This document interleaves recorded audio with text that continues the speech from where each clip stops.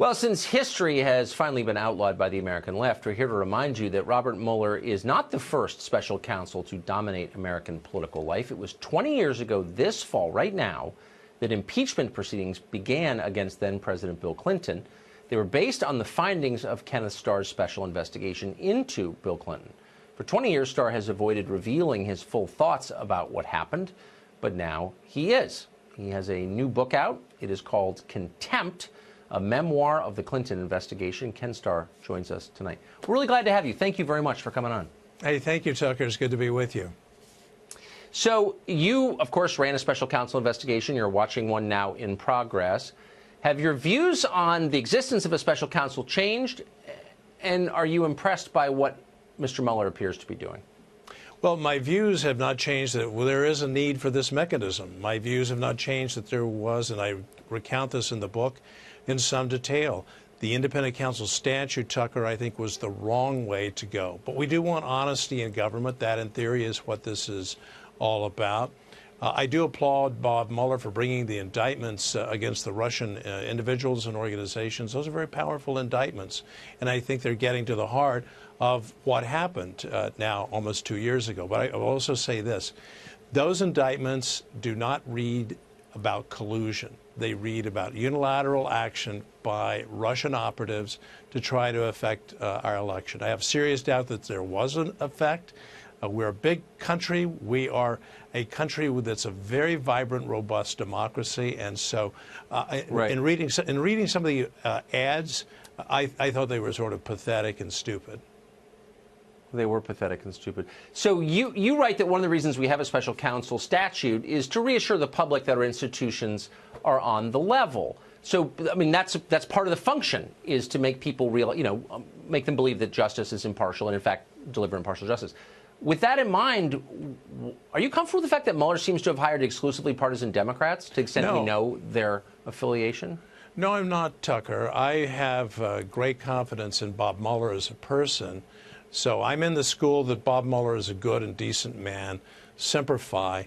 But I must say, and in the book, I try to make the point, and I do make the point, that when there are these kinds of charges or concerns about partisanship, the special counsel needs to respond to those. And so I tell the story of why it is that we built in guardrails to make sure that there could be no fair and objective attack that the investigation was partisan. Of course, the attacks came, but the attacks were very ill-founded. And I think that was part of what Bob Mueller was obligated to do. So I do have concerns about the people around him. Yeah, well, I think those are well placed. Two quick things about your book. First, you say that you came close to charging Hillary with perjury. She said, I don't know, or I can't recall, dozens and dozens of times in your interview. Clearly, she was lying. Why didn't you charge her? You have to be able to prove the case. As I make clear in the book, there are clear differences, Tucker, between what a prosecutor knows and what the prosecutor can prove. So we were following Justice Department policy. We knew we had to prove the case, each element of the case, beyond a reasonable doubt. And we came to the view, after looking at a very elaborate draft indictment, a supported prosecution memo, that, as I describe in the book, we decided we just did not have the evidence to bring those charges. And quickly, this just jumped out at me. You said you were haunted by the Vince Foster case, his death in Washington during the early part of the Clintons' first term. Why?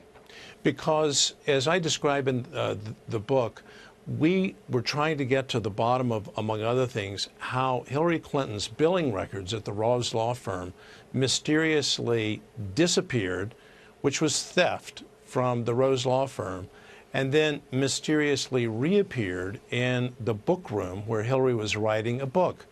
Now, how did that happen? How did records in those pre-electronic records day win their way, not just out of the Rose law firm offices in Little Rock, Arkansas, but to the private residence of the president and the first lady?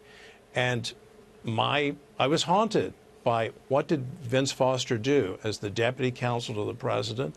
He took his own life. We knew that he was depressed. We had very significant evidence that he was clinically depressed. Why was he clinically depressed? Complex question, but that's why I was haunted. Why did this very successful, very bright, lawyer take his own life within 6 months of the administration taking power. And that haunts me to this day.